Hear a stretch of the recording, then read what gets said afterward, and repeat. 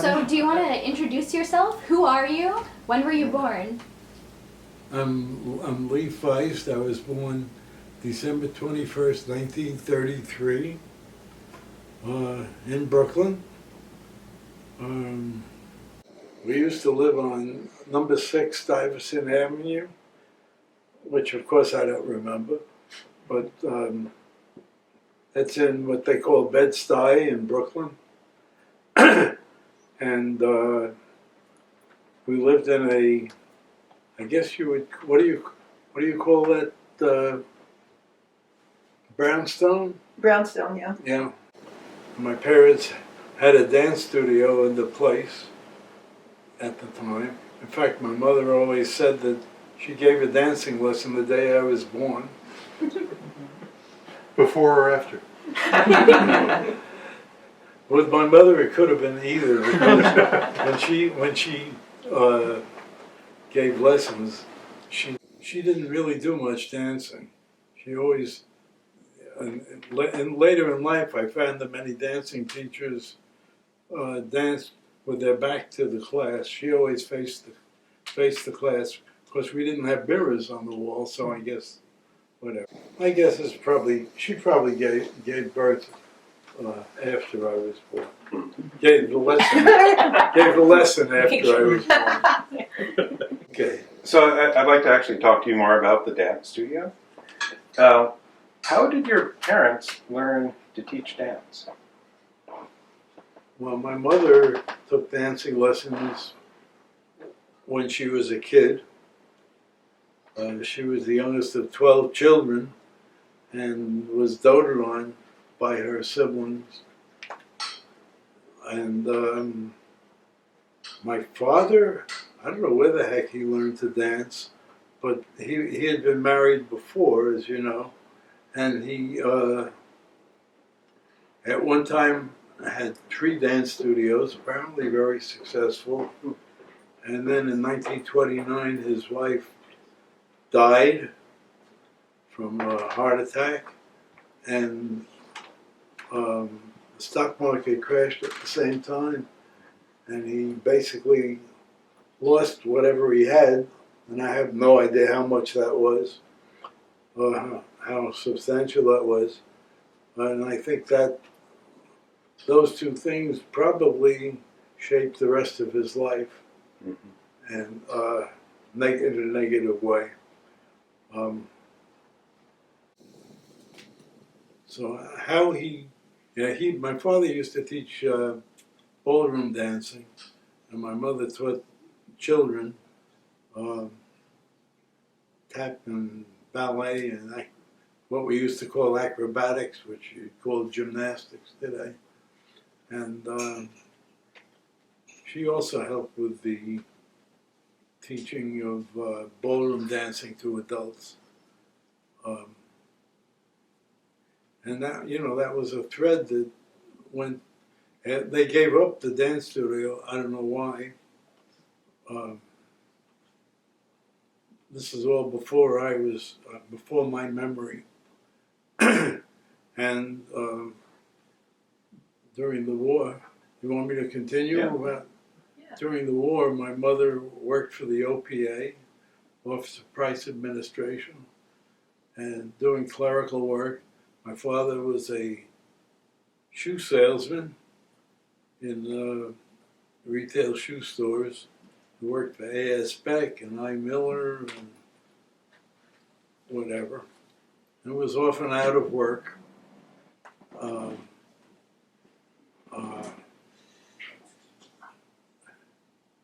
So this was, and also we moved around quite a bit. I always joke, but I say because we didn't always pay the rent, but I don't know if that's why we always moved, but I do remember one particular time when we had a sheriff's notice on the door that we were going to be evicted or something like that. But it all sounds very negative, but somehow it doesn't feel so negative when I think back in my childhood. I barely knew my grandparents. my grandfathers had died before I was born, and one grandmother died when I was 2, and the other one when I was 5 or so. And all I remember about the one, my grandma Julia, my mother's mother, all I remember was that she was a sick old lady upstairs in bed. And next thing I remember was after she had died, sitting in front of their house, sitting on the stoop with my cousin Milton and talking, and it was very sad that she had just died, but basically I didn't know her. But as I said, my mother was one of 12 children, and 5 of them never married and lived together for their entire lives.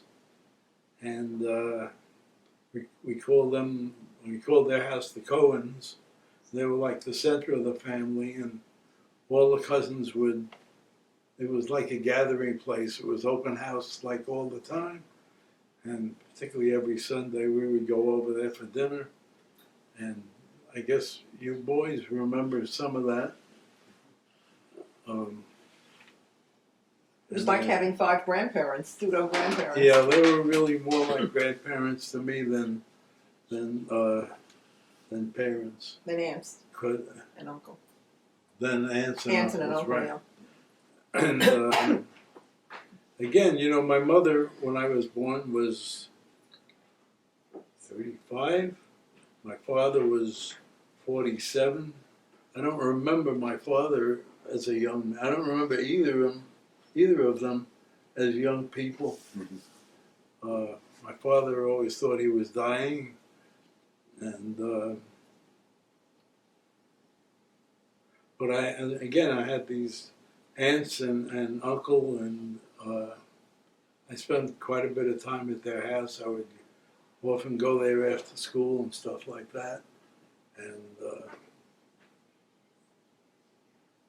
that was the early part of my life. I mean, I don't know how much, you know, we go into too much detail. We could be here all day. Yeah.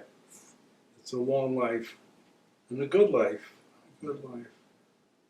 There were some rough times. Well,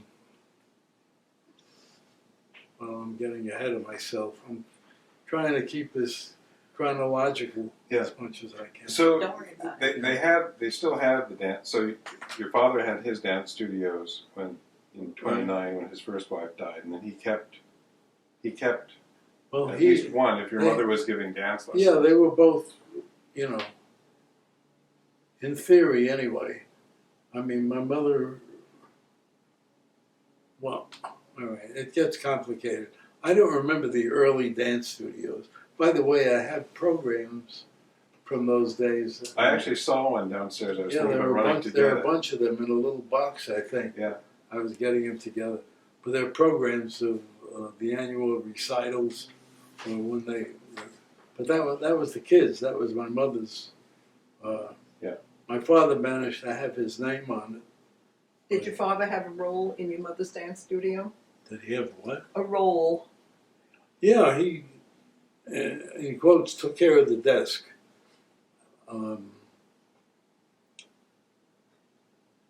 When he wasn't fighting with the parents of the children. Mhm. But he took care of the desk. He was whatever that meant. How did your parents meet?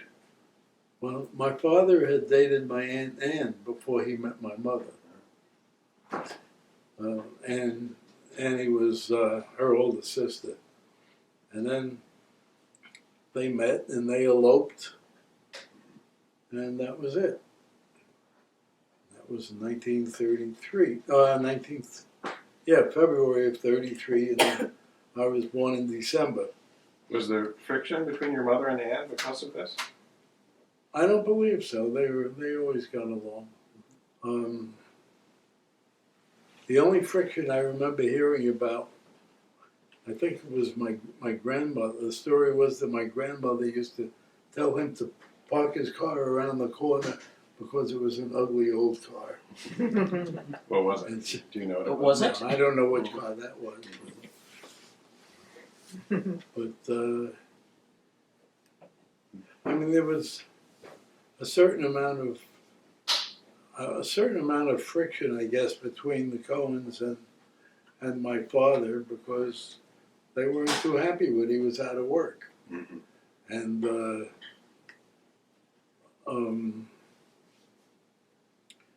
I remember him. He always wanted to open up another dance studio, and they didn't have any money saved up. And I remember he used to say that he was asking Morris, my Uncle Morris, to loan him money to own the dance studio, and Morris would brush it off and say, "Nobody wants to learn how to dance." And that was the time when Arthur Murray became this. Mm. So my father used to bring that up frequently, but he claimed that he actually taught Arthur Murray how to dance. Uh-huh. I never completely believed that my father was not always realistic. But there were people that went through the dance studio that became known, right? There's a Broadway. what was her name? Laney Kazan Laney Kazan. was my mother's student. Yeah, as a little kid. Yeah, I remember her as being, I don't know, 8 or 10 or something like that. Yeah. Her name was Lorraine Levin. Uh-huh. And she became Laney Kazan and I think had quite a career. Yeah. My father used to be a judge at the dance contests. Mhm. I guess this was when he was married to Olga, the first wife. But there are photographs floating around downstairs of different. I think one was called the Great Waltz Contest. There was a famous dance studio in Manhattan that was called Roseland, and that was very well known. You used to go there. So.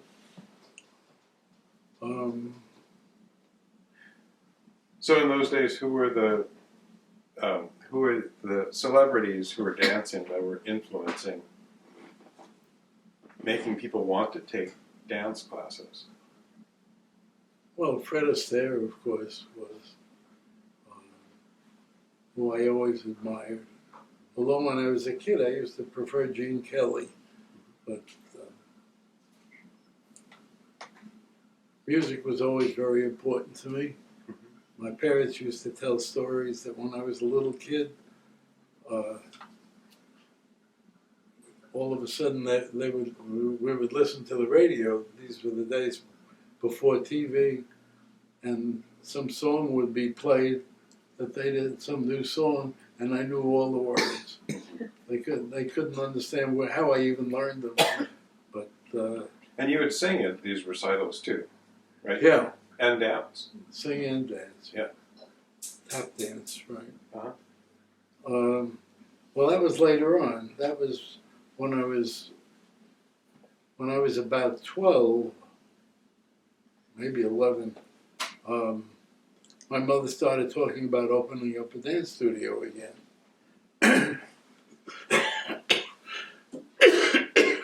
Excuse me. And the deal was that if she opened a dance studio, I had to take lessons. Okay, what did I know? But that's what happened. We moved to another place, to Nick Road, and thank you. And she opened the dance studio, and she did very well. At one time, I think she had about 100 students, and she did very well. And I was a star student, so to speak, and I helped her teach in later years. And I had some responsibility. I would also sit at the desk. I guess maybe my father was employed at the time. I don't know. And as I said, I would help her teach. And in between, I would deliver orders for the store across the street. with one of these big wooden. I don't know if you've ever seen these big wooden wheelbarrows on iron wheels. I had one of those, and I used to deliver orders in, or with a bicycle with one of these big baskets they had, or walking. Did you ever consider doing it professionally? Delivering orders. Dancing, singing, teaching? Yeah, well, I was, I think I auditioned for the High School of Music and Arts or something. I don't remember really. There were two high schools in Brooklyn that dealt with the theater and stuff. I think it was the High School of Music and Arts. And I don't know. So there was some talk about it. I think I may have auditioned. I don't know.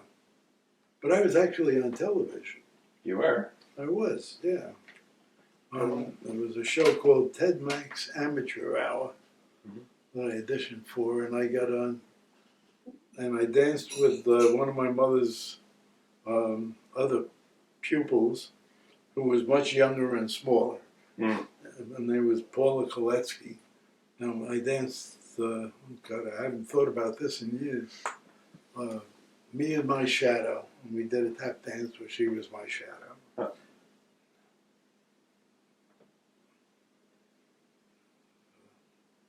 But I never really. I didn't feel that I really had what it took to make it professionally. The feet were good, but the, in quotes, personality was not there. I mean, I just didn't have it. Mhm. I was too introverted for that. I remember when Jonathan wrote music for you to Yeah. do a solo dance at the dance studio you were doing, what was it, 15 years ago? You did very well. I think I was about 70 at the time. Oh, yeah? I think so, yeah. He got a standing ovation, and people wanted him to autograph their little booklets, their programs. They were surprised I could even stand up, never mind that.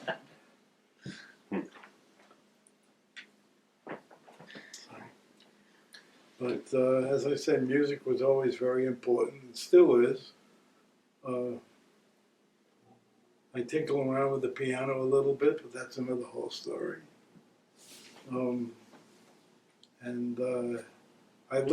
I have over 300 CDs that I recorded onto my computer, and my grandchildren have helped me. Maybe my children, I don't know, I get mixed up. Help me transfer it onto my telephone. So whenever I want to hear the music, and I turned off popular music when rock started. Yeah. I never got into rock or anything since then. Hip hop. I mean, it just totally turns me off. Downhill from Elvis on. Actually, some of Elvis I liked. He did. Love Me Tender. I thought was beautiful. And the Beatles I was never really into, although some of their stuff I liked. Particularly, I'm drawing a blank. Here Comes the Sun. No. No? Whatever. But basically, I'm into the older stuff, Frank Sinatra, Tony Bennett, and I like some classical.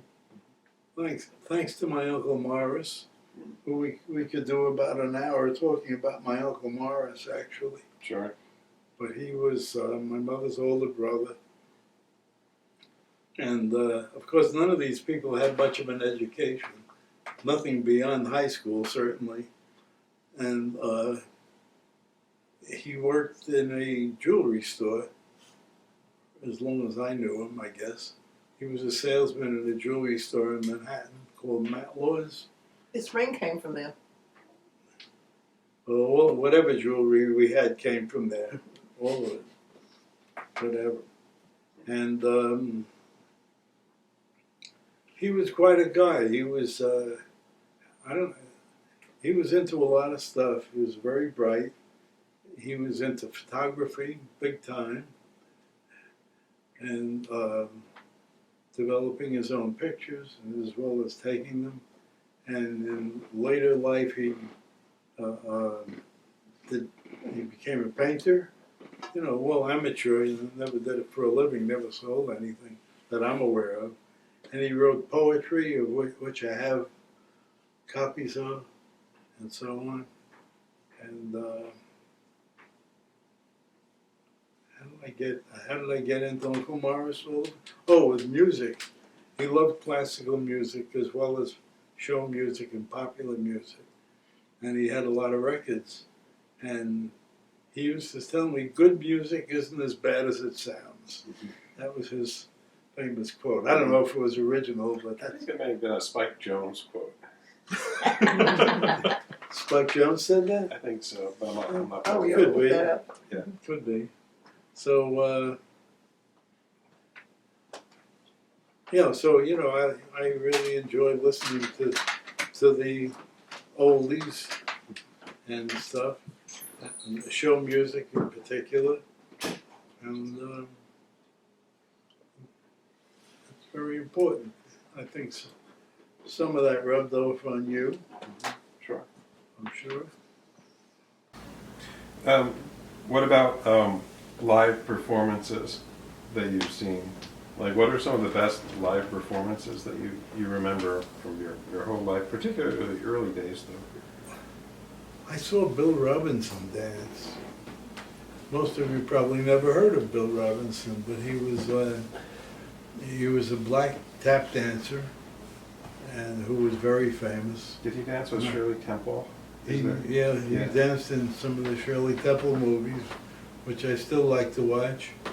And so I saw him. I can't say I really remember him on the stage, but I remember going to some theater down near Coney Island where he was performing. And he was famous for dancing down Broadway on his 70th birthday. So I guess that's been in my mind too. So, no, he was wonderful. Other performances, well, I saw, we used to see a lot of shows. In those days, you could get a ticket for a show for $1.20 on Broadway. And we used to sit all the way up in the second balcony or whatever it was. And I can't even tell you which shows I've seen. And more recent, I'm talking about the 50s. Everything is relative, right? I love Pajama Game in particular.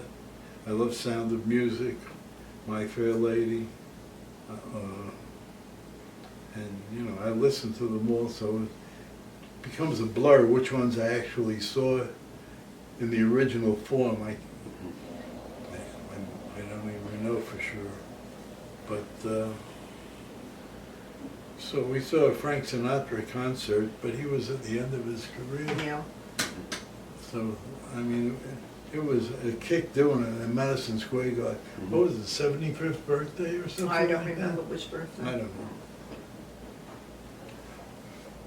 Once I won tickets, it was really not important, but it just came up the other day.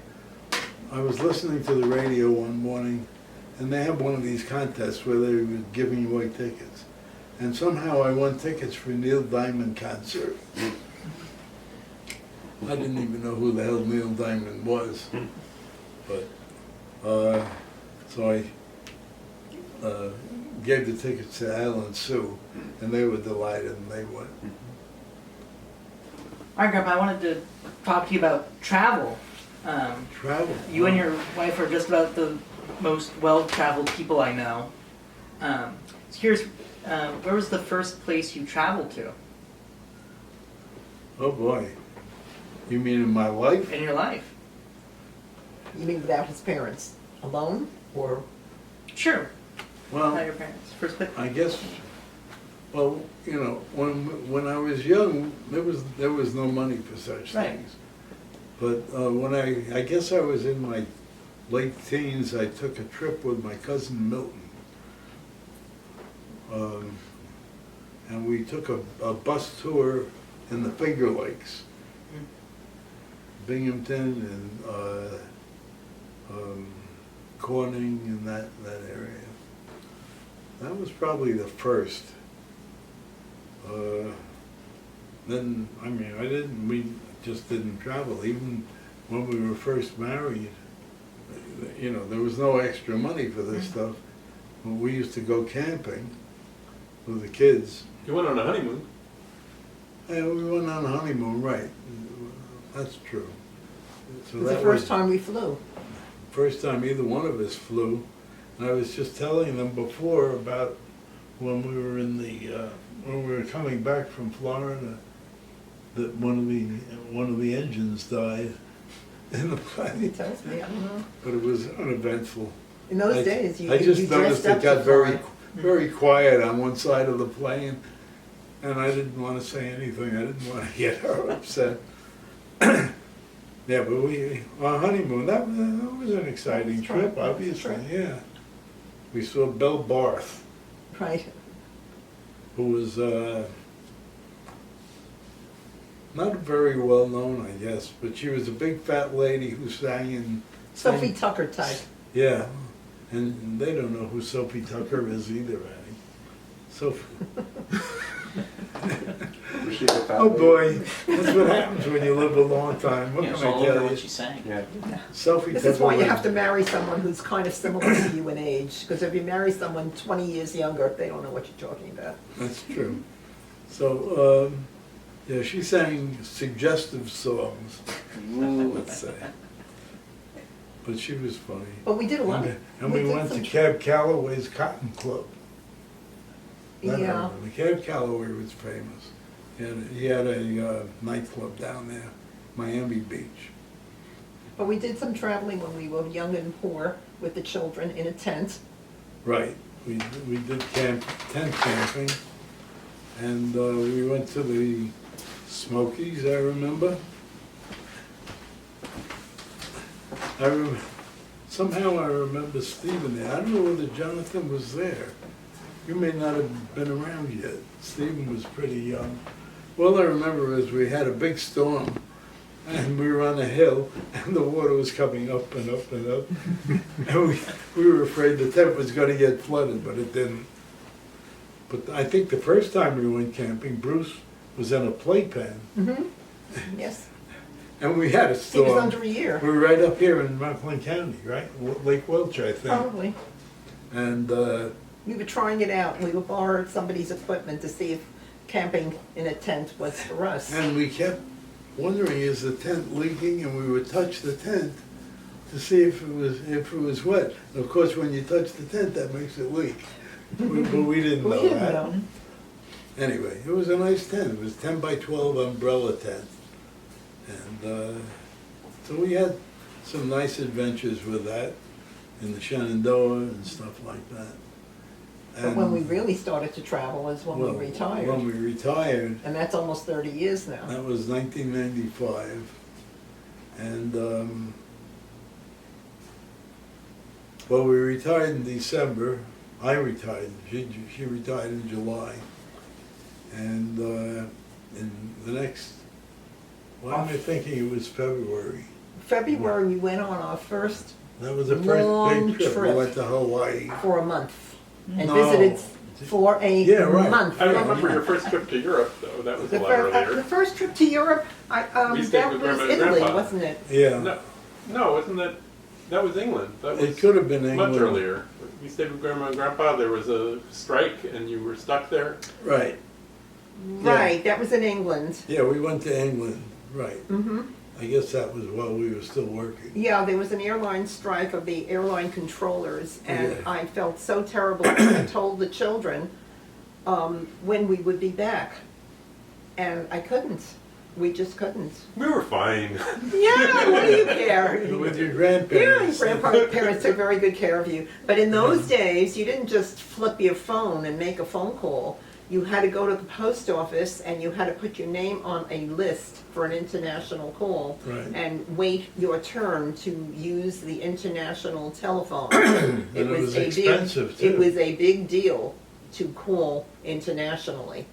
It was Um, even still that way when I was in college. Yeah. Yeah. And one of our early trips was Portugal. I remember I was still working and we did it during Christmas week. Right. So that was, a brief one.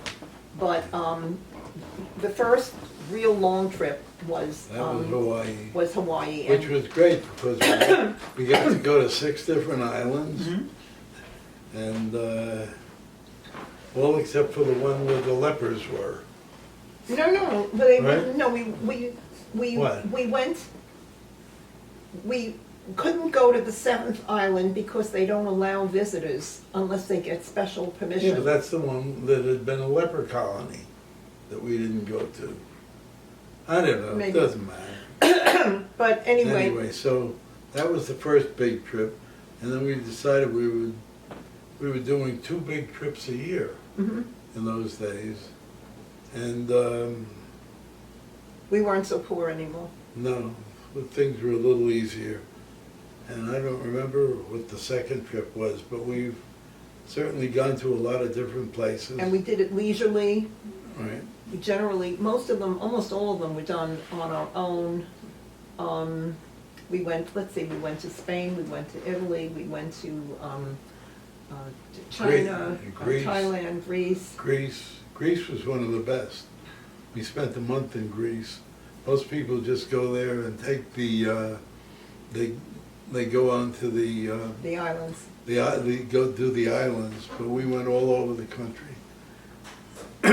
And the Peloponnese, which is the southern part of Greece that has like fingers down, they call that the Peloponnese. And that was absolutely fascinating. We went to Argentina. Argentina, we went for a wedding in Addie's family. Went for a couple of weeks. We stayed there for a couple of weeks. That was a good trip. And our last trip, which is certainly one of the best, was to South Africa. Excuse me. And we were there for, I don't know, 2 weeks or so? I don't know, I but can't it was remember. just a real adventure. We stayed on a reserve that was next to the big park. What's the name of the park? I don't remember. But there was an adjoining reserve, and it was just fabulous. Israel 3 times. Israel 3 times, right. First time we went, we stayed there for a month. That was about 25 years ago, give or take. No, we were still working. Oh, yeah, we were still working because we had to go in the summer when I was off. Because I would never go to Israel Maybe, during the summer all right, voluntarily. whatever. So, It's yeah, too it hot. Could have been a little more, all right. Yeah, I remember once we were, on the first trip, we were in Tiberias. And we were in some kind of a spa or something. We came out, it was just like a blanket fell over you. I never felt so hot in my life. It's terrible. But, Are there other places you've gone back to? gone back, other than England, no. We've been to Italy a number of times, different parts of it. I love Tuscany in particular. What'd you love about it?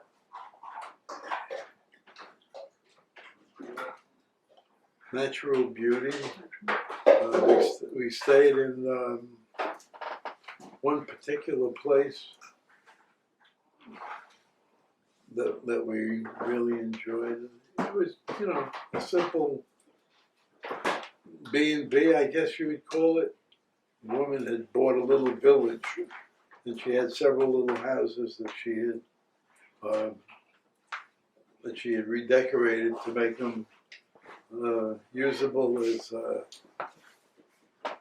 as a B&B, and it was really beautiful, and just I mean, the food, of course, was wonderful, and the place we stayed at. It was just a very relaxing. I guess I don't know. It just kind of stands out. I was talking about Tuscany. Yeah, I figured. Anyway, then we've been to Australia. We spent 7 weeks in Australia and New Zealand, Costa Rica for a month. Costa Rica.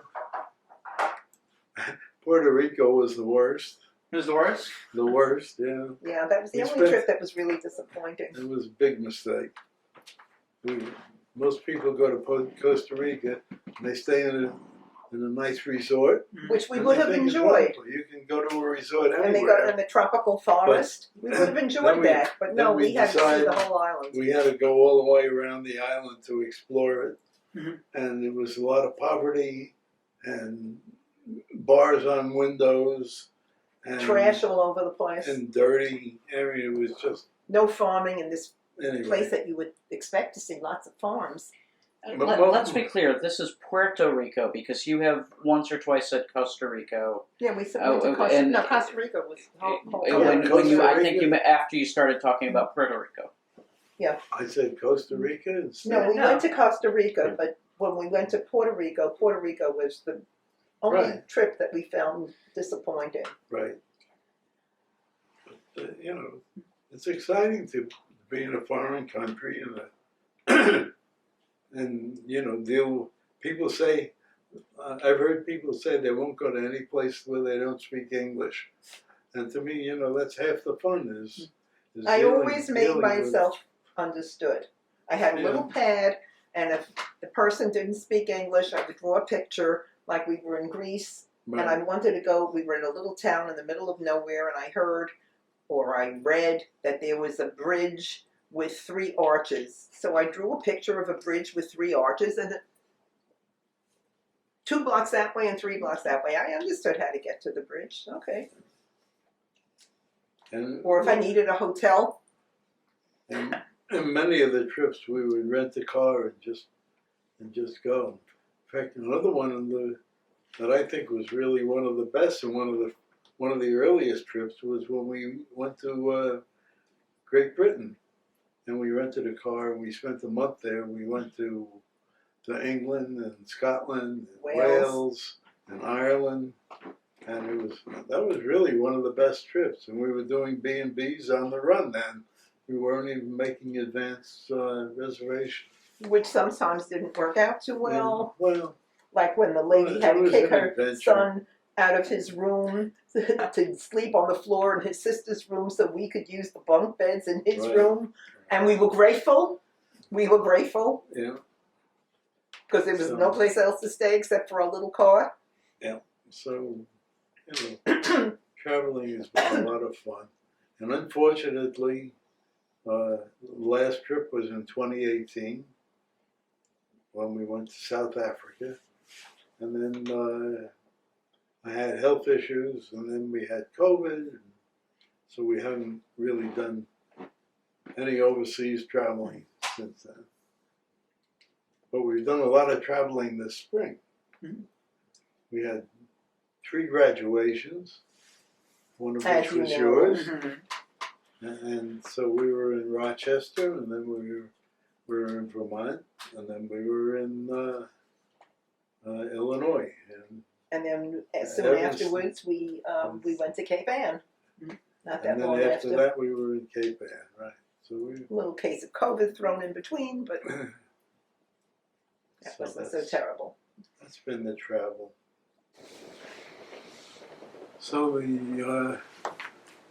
we have one trip that ended in, I won't call it a disaster, but very unpleasant. And that was when we went to Italy with Isaac. Oh.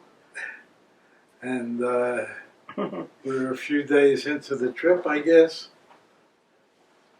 And we're in northern Italy, near one of the big lakes, whose name I don't remember. Sirmione. We were staying in Sirmione. Serbia? Sirmione. Sirmione? Yeah.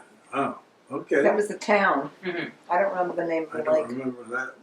Whatever.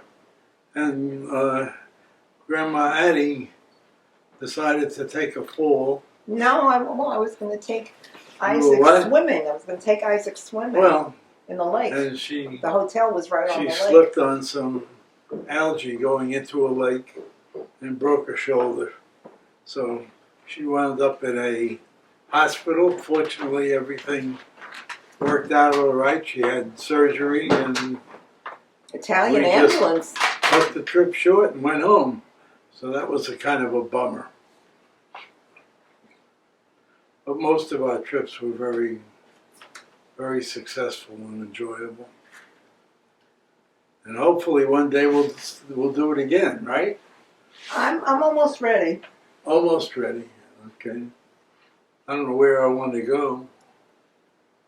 Mostly I like staying home, but we'll see. So, Do you remember being traumatized as a child with a problem? Like, I remember you telling me that there was a fire in one of your apartments once. well, yeah, when I was very little, my parents and I went out for the day, and when we came back, we found that our apartment had been burned out. How old were you? How old was I? I don't know, 4, 5, 6, 7. Preschool? Yeah, I was pretty. Preschool. Oh yeah, it was preschool, right.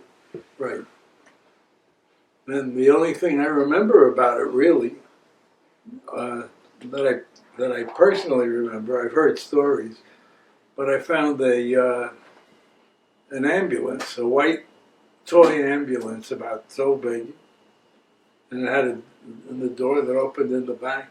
It was a toy, and I found that in the rubble somehow. Mm. But one of the interesting stories that came out of that, we had a cat at the time, and as well as a dog, but I guess that was the time we moved down the street into a different apartment, because we lived on Vernon Avenue in Brooklyn at 2 different addresses, and they were about a block or so apart. And when we moved, I guess we moved because the place had burned. I don't really remember that, but the cat had just had kittens, and she was taking each of the kittens back to the old house. She was picking them up by the back of the neck and carrying them down the street back to the old house. Cat's name was Fifi. I had 2 Fifis, at different times. So I wanted to ask you about college. First of all, how did you choose where you were going to go to college? And then tell us what college life was like for you. Oh boy. I think I was the second one in my family to go to college. How I wound up going to college, I'm not really sure. I don't remember any discussion about it. There was no money available, and City College in those days had free admission for residents, fortunately. If your For me. high school average was high enough. If your average was high enough, and I managed that, although my average was not great. I was not that great a student, but it was good enough. I think somewhere in the high 80s. And so I got into City College, and there were 5 different colleges under the City College system. Brooklyn, Queens, Hunter, whatever, one in Staten Island, was it maybe one in each borough or something? I don't know. Anyway, So which one did you go to? The Brooklyn? I went to City College, the downtown campus, which was the Baruch School of Business and Public Administration. So you went straight into business. How did you decide that? Well, math was always one of my best subjects, and I felt that I had to be practical, which turned out to be true. I I wanted something where I knew I would get a job, or was fairly certain. And accounting seemed like the practical thing to do. I thought about actuarial work, but that was a bore. In hindsight, I think I should have majored in mathematics, but this was before the computer age, or before I was aware of anything going on, and I didn't know. So it turned out after I got my degree, I took a couple of math courses at Brooklyn College, just for the hell of it. Mhm. And then I decided enough of this, and I went back to get my master's at the Baruch School again. But it was a kind of an unusual college, I guess. It was a commuter school, and I used to go, I lived in Brooklyn, and the school was in Manhattan on 23rd Street, and I used to have to take the train each way, which was about an hour. And the school itself was an office building, basically. There was no campus, so to speak, and you know, I had obligations at home. So after my classes were over, I went directly home, and I really didn't participate in any extracurricular stuff or any of that kind of thing. But it was a good school. It was, I think at least they said that it was rated second to Wharton in business schools at that time. I don't know how it's rated today, but it was a good school, and I think I got a good education. And But you didn't graduate in 4 years. Explain that. oh yeah, after 2.5 years, I had to support my family, my parents. So I quit, and I got a job during the day and finished up at night. And then I got my I did the rest of my education at night also, but which was it was a tough grind, and you know, I didn't have a lot of free time, obviously, but somehow you do what you have to do. Now, because you were in the business school, I know that the city colleges generally had that Great Society course. There was a sort of a Western civilization course that all freshmen had to take. That was not. Did you have to take that? Maybe- Because I know my mother did. Maybe that was Maybe it was in the liberal arts school. maybe in the liberal arts school only. I mean, I had a bunch of required courses, but they were business related, economics and stuff like that. Was there any professor who really stood out in your memory? Yeah. My first accounting professor, if you met him, you would think he was a butcher, maybe. You know, a little Jewish guy with glasses and... Bloodstained apron. What's that? Bloodstained apron. I'm sorry. No. A bloodstained apron. No. Butcher thing. Not really. But we could talk about butchers too. That's another story. His name was Stanley B. Tunick, and he was known nationally, at least. I don't know about other places. And he was, he had a great sense of humor, and he was, you know, he was fun, and I thought he was an excellent teacher. First thing he taught us was debits toward the door and credits toward the window.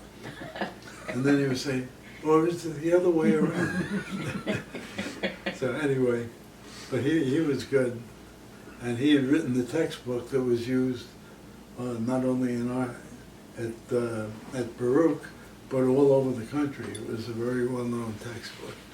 So, for the benefit of the grandchildren, who have all just, the ones in the room at least, have all just graduated from college pretty recently, Right? you remember how much your textbooks cost? God. I remember I used to buy them used from Barnes & Noble that had a place across the street. I don't know, $5 or $10 each maybe, I don't know, something like that. So, let's see. Tuition was free, textbooks were $5 or $10 each, you lived at home, Oh, yeah. A little bit different these days. Yes, I would say so. For your high school graduating class, do you have an idea about how many of them went to college? Not really. You Oh, know? Of your They're probably friends? very high in What Madison. Yeah. about from your friends? Among your friends from high school?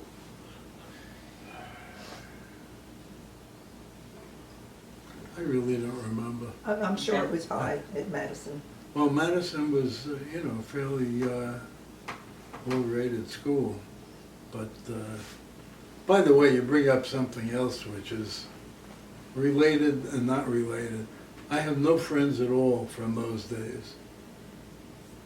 And that's always been a regret that I didn't cultivate friendships in my childhood. I think it was a mistake. I know it was a mistake. And to this day, I don't have a lot of friends. We have friends as couples.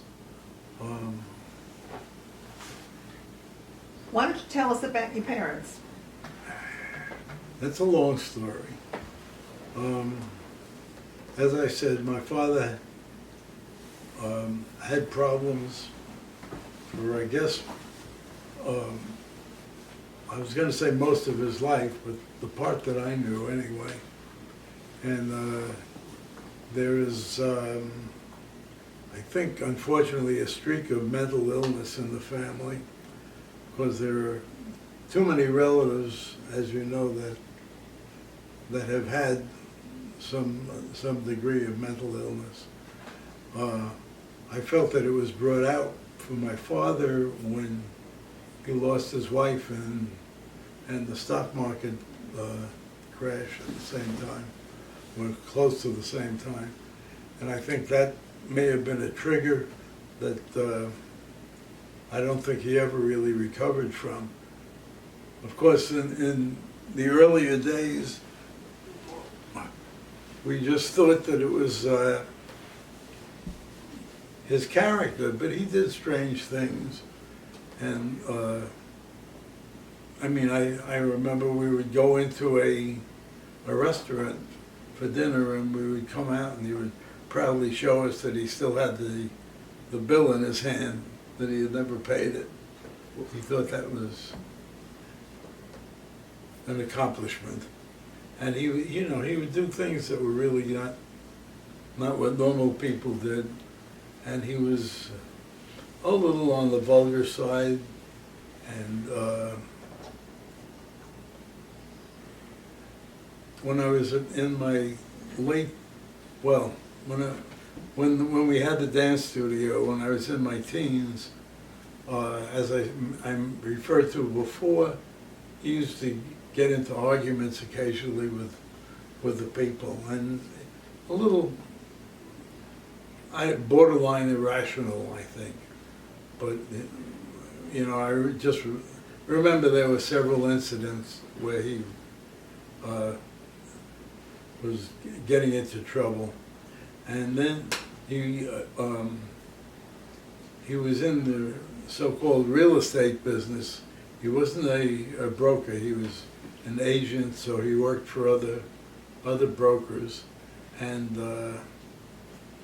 he had some delusions of grandeur, I think, and he would think he's making a big deal, and then the deal would fall through. Bottom line is, I don't think he ever made much money at it. Did he ever sell anything? I don't remember really whether he never sold anything, but he certainly tried for a number of years. And he rented an office down at Court Street, which was downtown Brooklyn, that he had for a while, but couldn't really afford it. So my mother was basically supporting the family. And in terms of the family interaction, it was like my mother and I against him. And he was never violent in any way with us, never abusive or anything like that. and I always felt that he really loved me, and I know he did, and I loved him. But he certainly had some problems, and then at one point he was telling us he had this big real estate deal brewing, and he went to a local jeweler and took out a ring on approval, a diamond ring, and gave it to my mother because he was celebrating this big deal. And it turned out that there was no big deal, or it didn't go through for whatever reason. I didn't really know the details, but he then pawned the ring, which is against the law. And there was a local jeweler, a guy around the corner from where we lived, and he was arrested. And I remember visiting him. I think it was Bellevue Hospital in Brooklyn. There were two hospitals, and I think they began with a B, and I don't remember the name of the other one. I think, let's say it was Bellevue. And when I visited him there, and he was basically behind bars, he was locked up because he had been arrested, and there was some question of whether it was a mental issue or not. So at any rate, what happened, they went to trial. I wasn't there, but my understanding was that they gave him a choice of going to jail or going to an institution for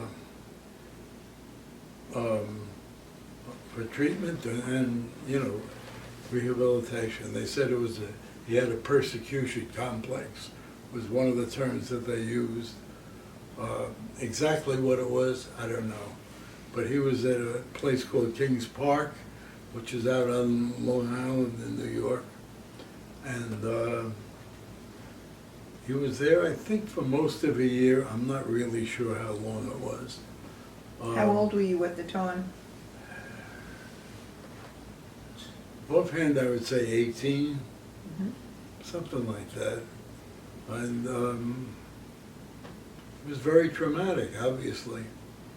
And when he came out, I think they gave him shock treatments and what else. And I remember going out to visit him out there was a real downer because, he just seemed depressed.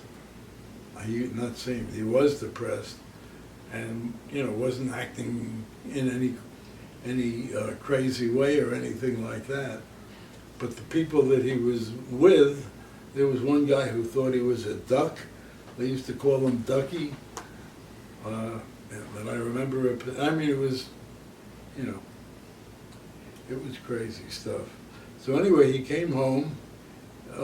He was very depressed, I would say, till the end of his life. He died when he was 74, 1961. And that was it.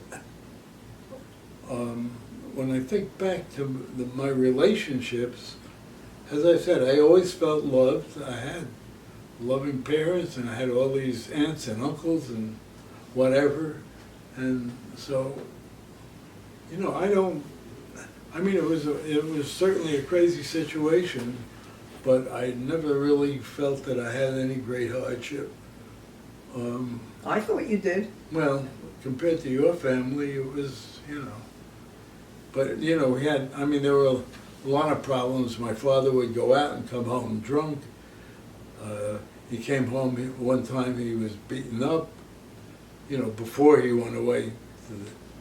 He had apparently gotten into a fight because he did have a temper also. There was some question about whether he had a girlfriend. He had delusions. I don't know how else to put it. He thought he was be like a theatrical representative, and he knew this blonde woman. His name was Barbara Back, I remember. and there was some question of whether there was something going on there, which I never really knew for sure. My mother never left him. The family, I remember, questioned that she was staying with him a number of times, but she knew. I mean, she loved him, and he loved her. And whatever else was going on was whatever. I don't know. So it felt like, and my mother, on the other hand, was a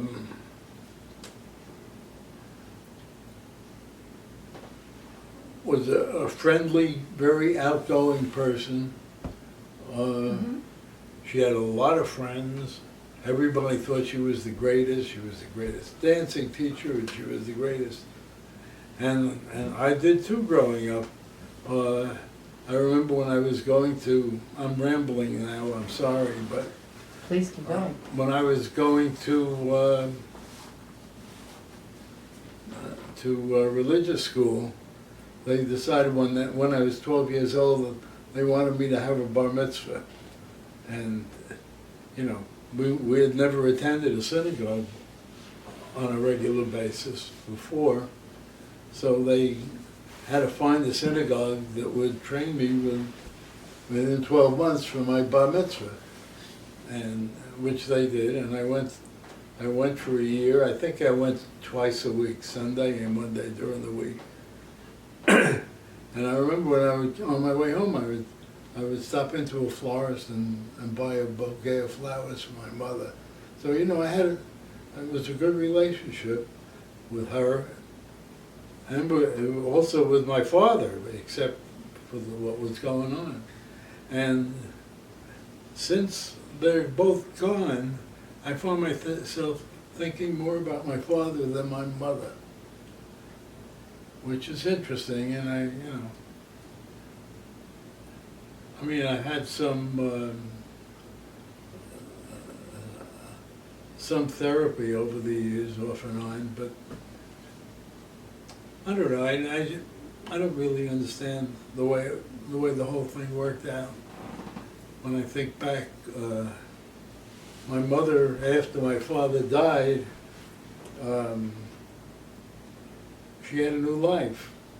She was free from a burden, and she became a social butterfly, so to speak. She traveled internationally. She used to go on tours with groups, and she would go with a stranger and double up with a stranger on a tour and thought nothing of it. And you know, she always had a blast, and she really enjoyed herself. And but she kind of made a life for herself. She went back to work. She got a job with the Brooklyn Jewish Hospital doing clerical work, and she lied about her age. She took 10 years off, which she could get away with. And she was there for a number of years. And she had she moved from where we were living to the apartment house next door to where the Cohen's apartment was. So she saw them regularly, and she but the only problem with all that, as far as I was concerned, that she didn't have enough time for my family. And that was, I think my kids missed out on a lot. I don't know how, you know, what you think of your Grandma Jane. I think you liked her, but I would be interested one day to discuss that with you. But maybe she was spreading herself too thin, I don't know. But,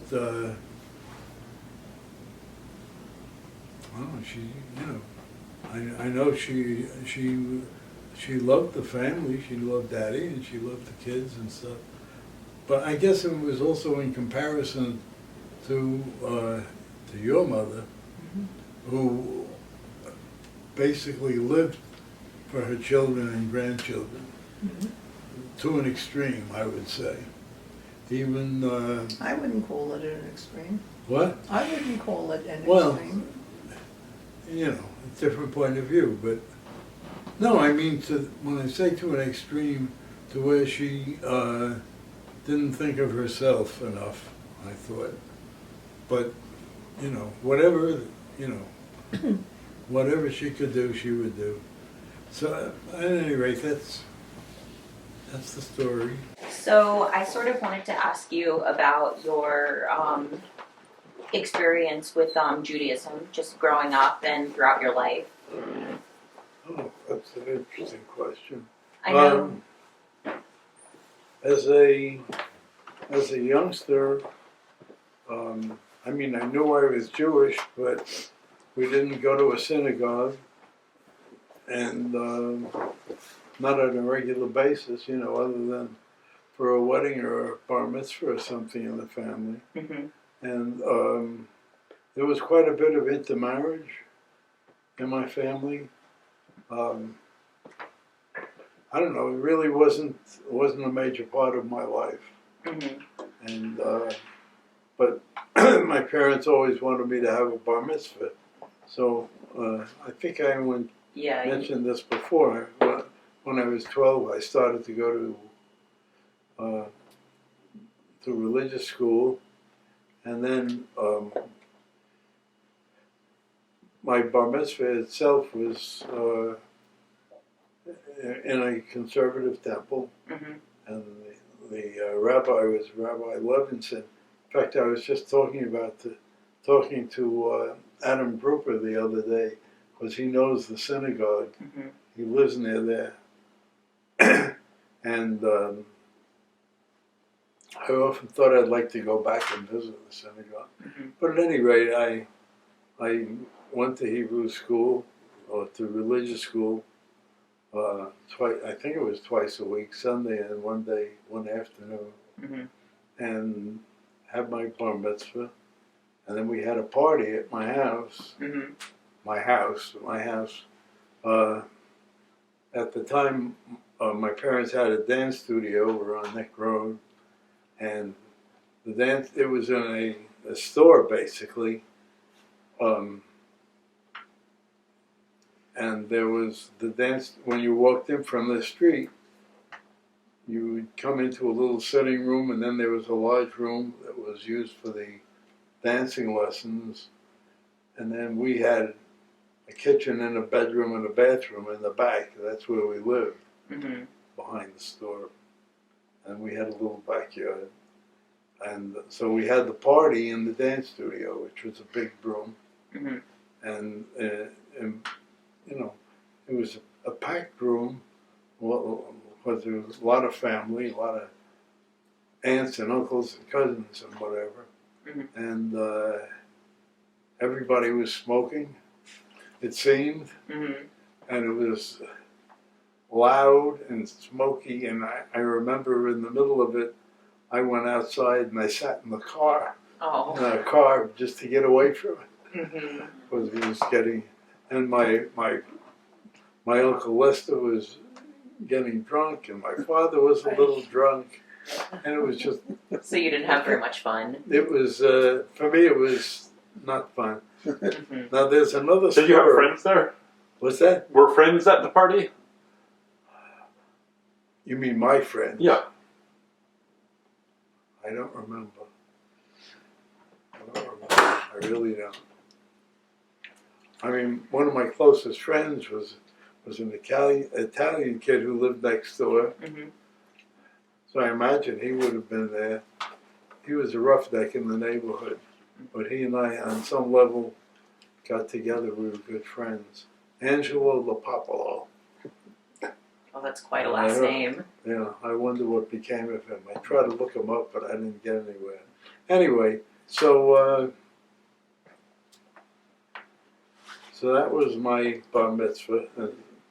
And, again, we weren't members of the temple. Mm-hmm. And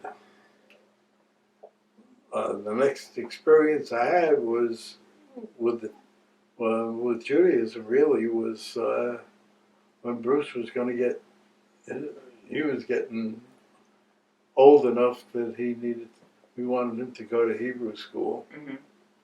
And, Well, you had a Jewish wedding. No, I said. no, that's true, that came before. But it was, I mean, we were married by a rabbi, and Mm-hmm. He said that the first Seder he ever went to was after he knew me. Mm-hmm. yeah, I had never gone to it. We used to have dinners, in quotes, I guess on Rosh Hashanah. At your aunt's house, not Yeah, your at house. my aunt's house, right, the Cohen's house, and and then I remember Erev Yom Kippur, Mm-hmm. we would have a dinner, and after dinner, everybody would kiss each other and say, "Wish you well over your fast." Mm-hmm. Like one big word. Yeah, something like "Quit your belly aching." Wish you well over your fast, and did we fast? I guess we did. Okay. Yeah, so you wanted to know about the wedding. There Mm-hmm. wasn't really much to know. We just hired this Rabbi Altman was his name, Mm-hmm. and I guess he owned the facility in Brooklyn on off of Buffalo Avenue, I think it was. Mm-hmm. Off of Eastern Parkway in Brooklyn, and we really didn't know him, but we hired him, and he had this catering place. We had a party. It was during the week, and it was in the winter. Mm-hmm. We had snow, and we thought we were going to get snowed out. Mm-hmm. Some people didn't show up because of it, but we got married at a crazy time because Grandma was finishing up her term in school, and I don't remember exactly how that worked, but we had a week in between, yeah, we a week wanted into a session. week Oh wow. for a honeymoon in Miami Beach. Mm-hmm. So we arranged this wedding for a Wednesday night in the middle of winter, and it was a good wedding. Seems to have worked out. It worked out. So that was 66 and a half years ago. Wow. Right. And yeah, so then Bruce came along, and he started to grow up, and as children do, and we enrolled in the Avenue R Jewish Temple. Is that was the name of it, right? Avenue R, which Maybe. I don't remember. which was you Beth know, Shalom. what? Beth Shalom was here in New City. It was Avenue R Temple. It was. I think called. so. Avenue R Temple. I mean, they may have had a Hebrew name also. Yeah. I don't remember. Coincidentally, I don't even know if the Bruce realized this. My Aunt Harriet and Uncle Sidney were married there many years earlier. I did not know that. Yeah, well, maybe. Or well, maybe I knew that and forgot it. Yeah. Anyway, and he had a rabbi who we all thought was wonderful. I don't remember his name. Do you? No, but I do remember that he used to play football. Anyway, so that was that, and then we continued not being very observant, Mm-hmm. and then of course we moved up here, and then by that time Stephen was how old when we moved here? 10? Something like that. So we wanted him to be enrolled in the local synagogue, and we joined Temple Beth Shalom.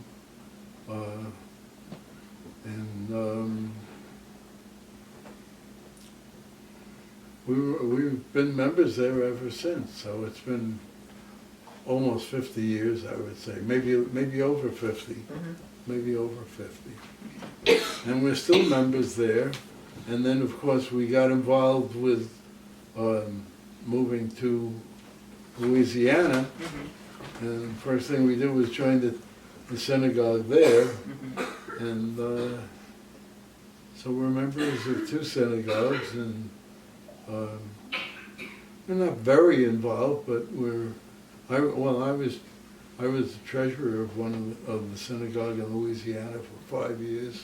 That seems pretty involved. Yeah, that was pretty involved. And there are some thoughts that it may happen again, although I don't think so. Mm-hmm. But so that's I guess that's about it. Okay. Hello. Hello. So the question I wanted to ask you You have is, to introduce yourself. oh, I'm Sebastian. I'm your grandson. I wanted to ask you how you met Grandma Addie, and if you remember your first date or how you started going out. My best friend and her best friend at the time were dating, and they decided to fix us up. Oh, that's how. That's it. And I remember going to her house. Like, did I have a car then, Eddie? I'm not sure. I think I did. I don't remember. It's another story. And I picked her up, and I think we went. No, We we went went to the the four of us. movies. The 4 of us went together. Yeah, we went to the Fox Theater, I think, Mhm. which is her maiden name, by the way. No connection that we know of. No. And that was it. That was it. What year did you get married? Do you remember? I can't hear you. When you got married or how you proposed? I didn't propose. You got married? I got trapped. Boy, No, did I- you get trapped. We were dating for a while. We met in January, and we were dating for I don't even remember how long. And I made up my mind. Actually, I always surprise myself when I remember this, but it's true. I asked myself the question was, do I want this girl? She was 17, she wasn't a woman. I think I was 18 already. Technically. What? I think I must have been 18 already. Maybe, whatever.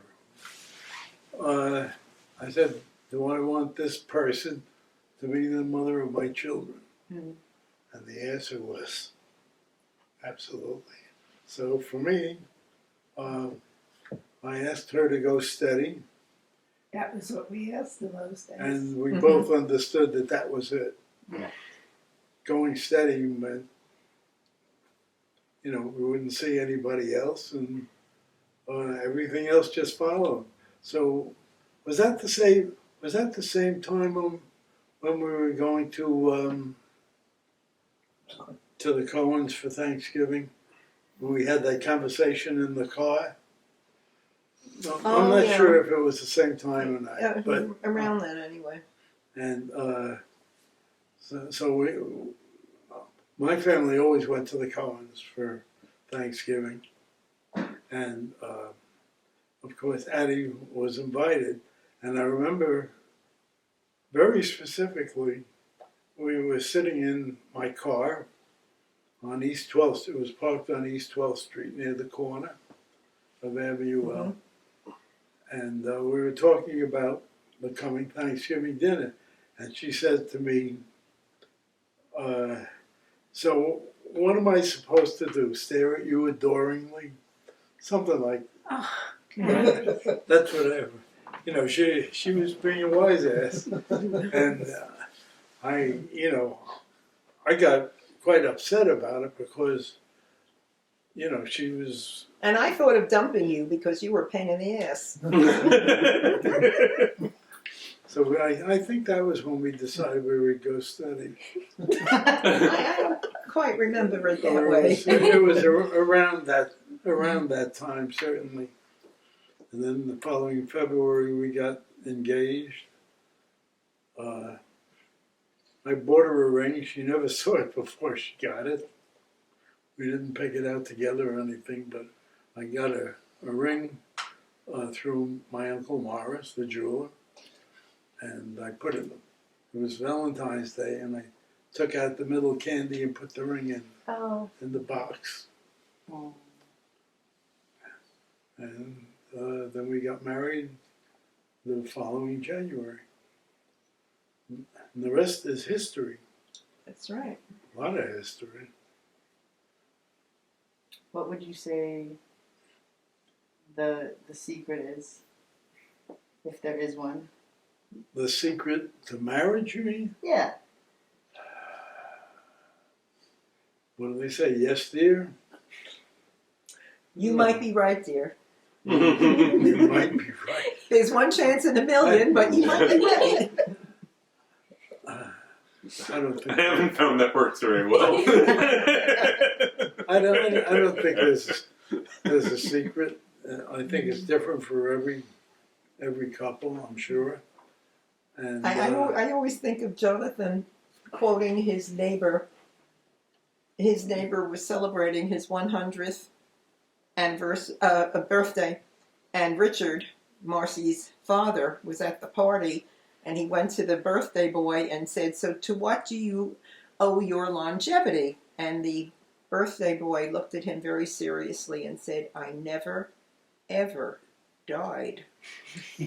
So when people ask a question like that, I think to myself, we never, ever got a divorce.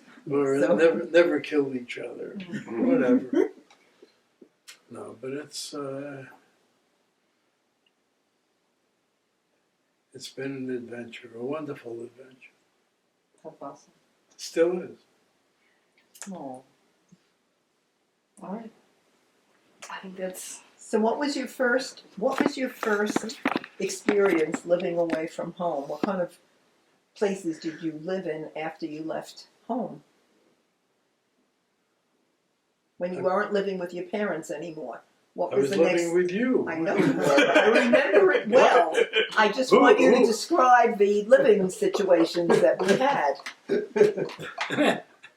Because we didn't get married and move into a 4-bedroom colonial in New City.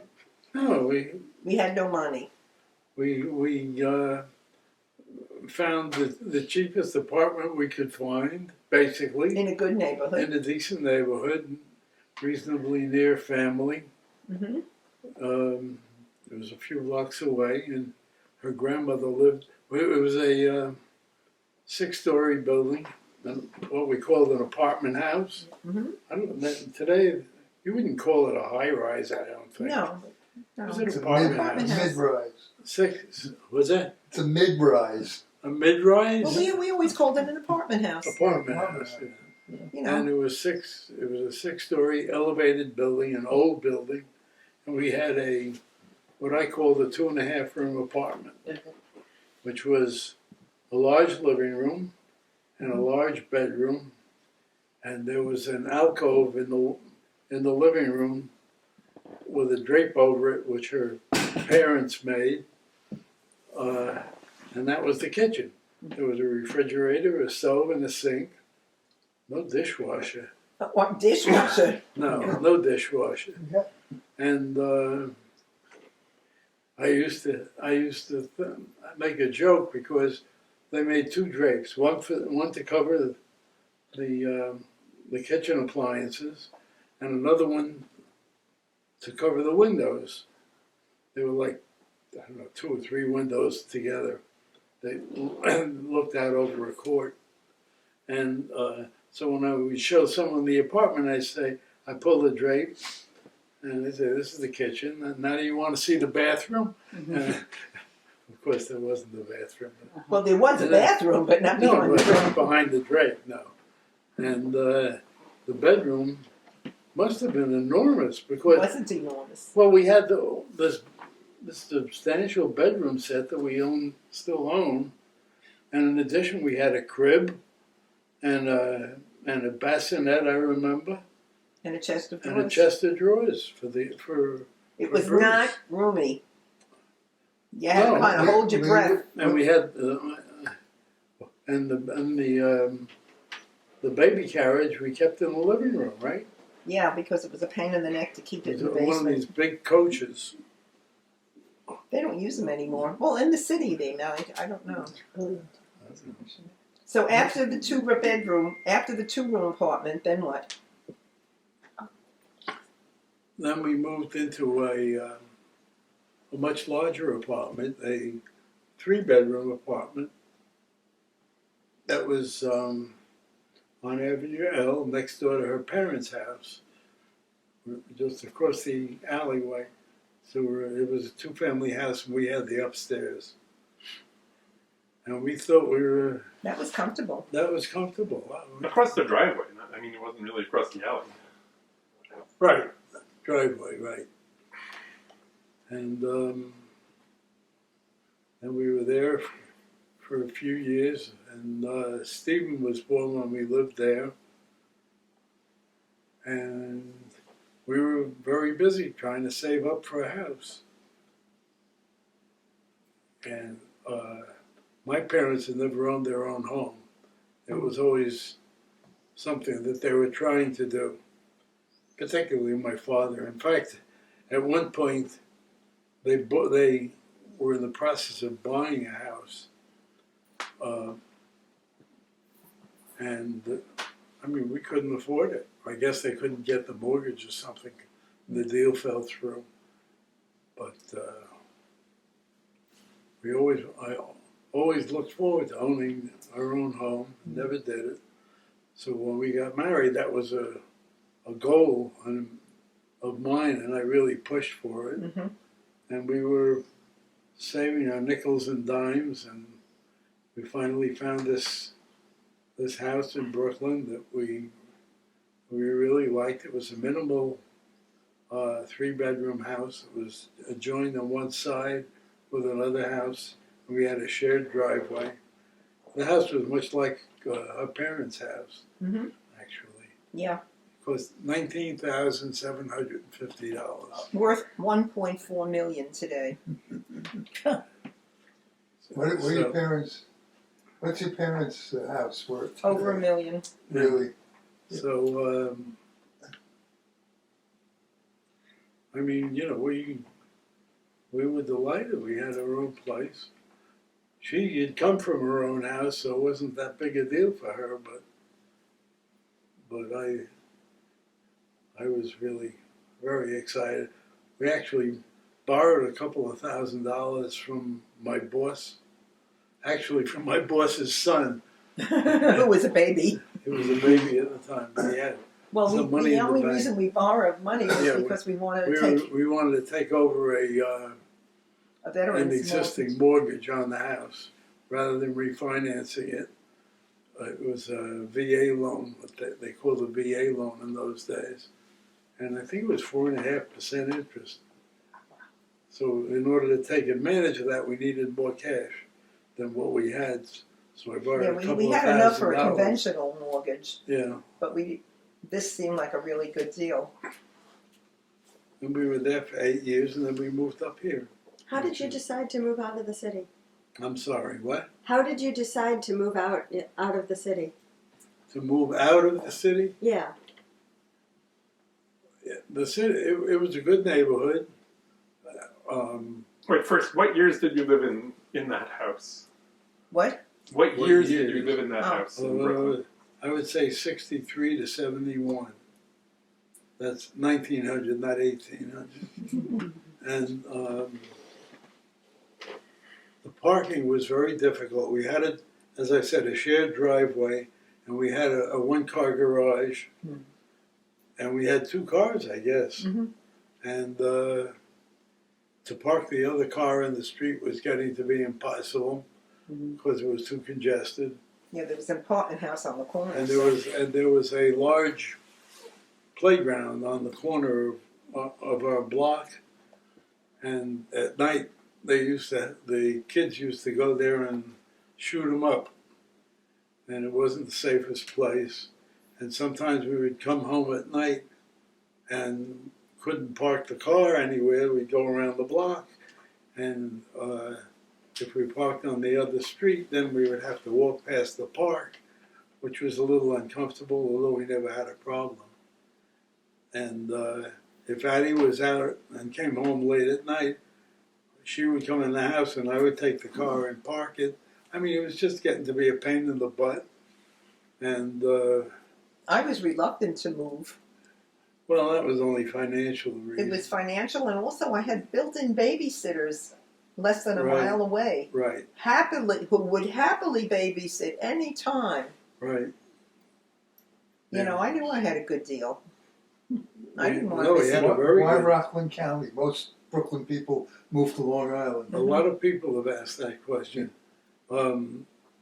Was when we were living in Brooklyn, we were doing camping, tent camping, and we would come up the Palisades and go to Lake Welch, which is about a half hour from here, or we would go to Sebago Beach, Mhm. and we found ourselves coming up to this part of the state, and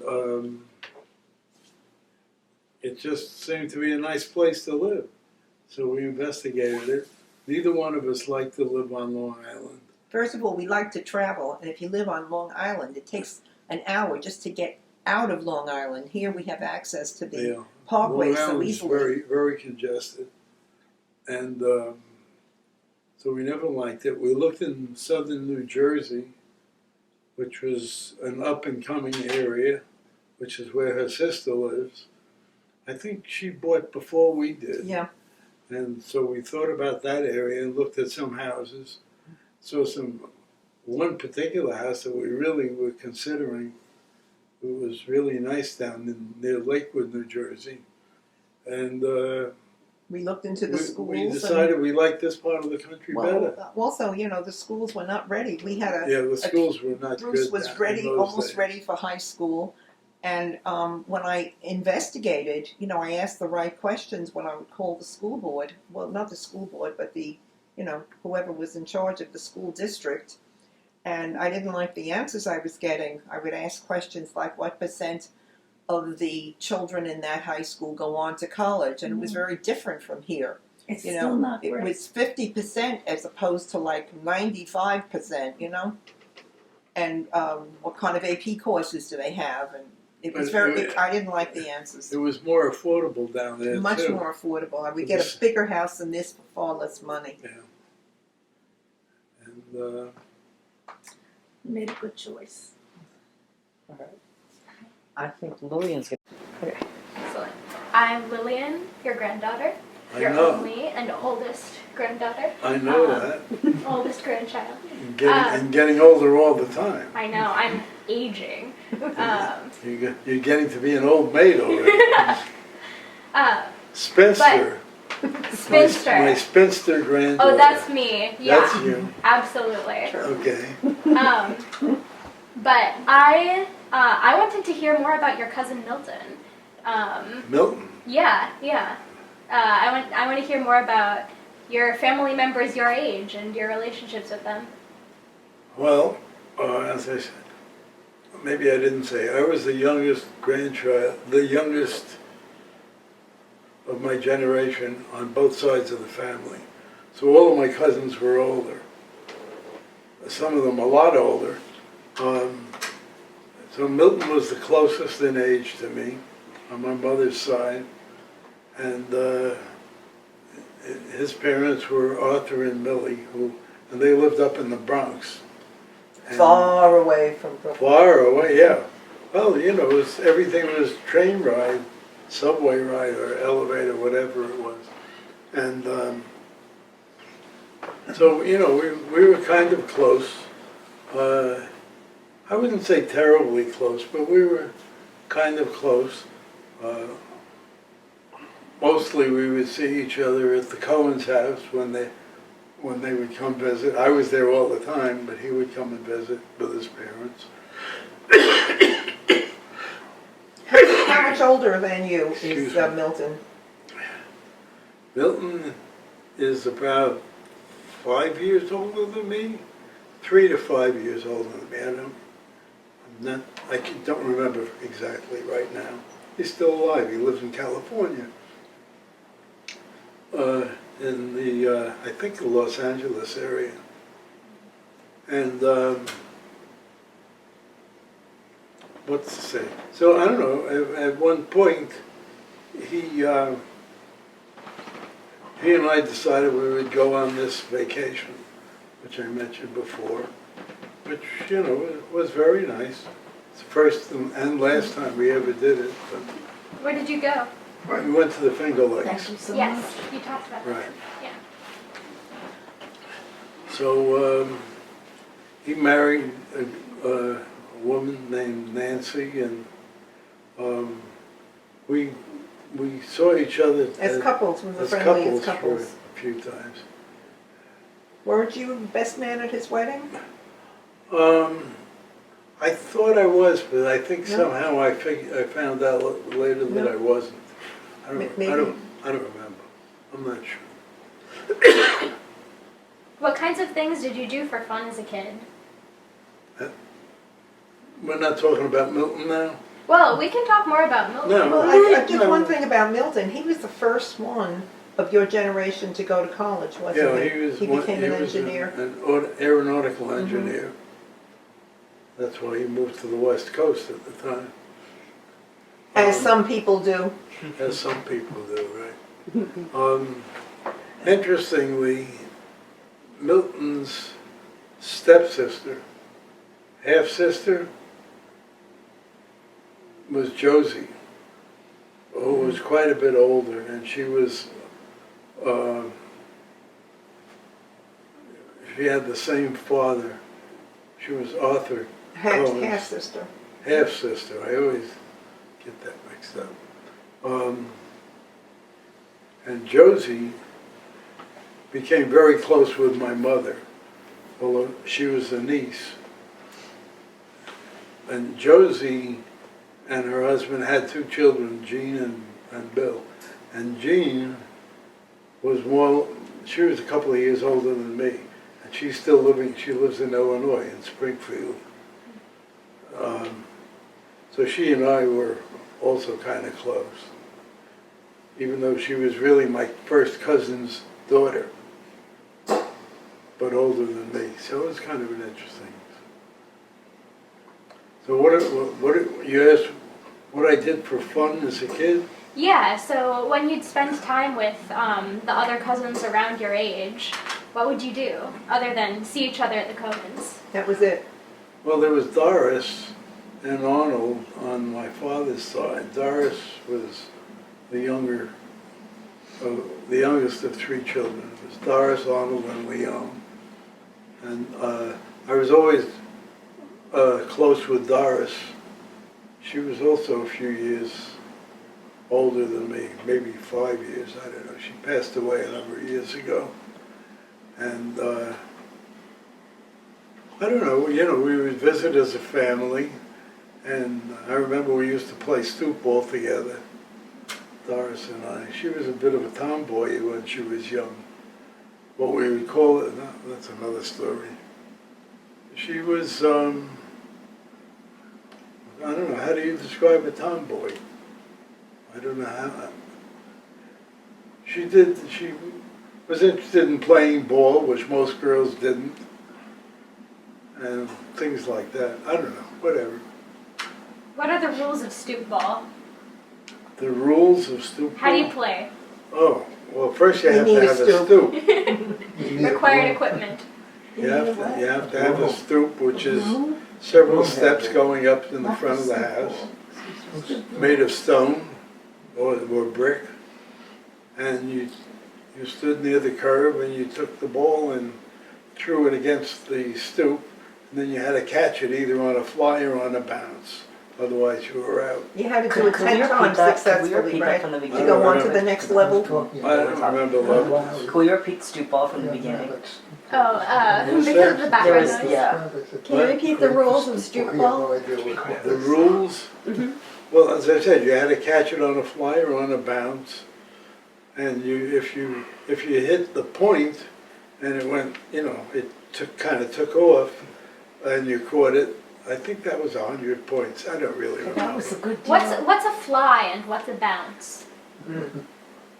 A fly I know. is when what? I know. What? You know? Of I course. do too. When I a played fly stoop is when after it hits the stoop, it doesn't touch the ground before you catch it. That's a fly. It's flew. And a bounce is when it hits the You gotta ground hit only once. Only once, Only twice once, you're out. Twice you're out. And it hits the floor, hits the ground on a bounce, and then you continue to do it until you were out. Who was the best stoop ball player you knew? I don't know. There was also a game called Chinese handball, which you played against the wall. And that was like handball, except instead of hitting it up against the wall, you had to bounce first and then hit the wall. And I was pretty good at that. There were a lot of ball games we used to play. My favorite one was what we call 3-box baseball. Did you ever play 3-box baseball? Tell me what it was. I'm not sure. We may have Well, it. In the Bronx. It's very Bronx, In the different. Bronx, you lived in apartment houses. It's a different culture. That's No, right. an apartment. No, this was an apartment house. You had the pavement in the street Yeah. was in. There was the I division remember how to between play that. every 5 feet or so, and that was it. That was a box. And 3-box baseball, one person pitched, and you would fluke the ball. You would hold the ball in your hand like this Yeah. and dig your Flip knuckles it. in and flip it. And it would curve. that would cause it, after it bounced, it would Like a pitch, it would veer off. It would take a That's the weird word. bounce when you Yeah. put. Yeah. And So that you flipped it with. and your opponent had to hit it so that it would bounce in the box in front of you. Uh-huh. And then it would depend how many times it bounced before you caught it.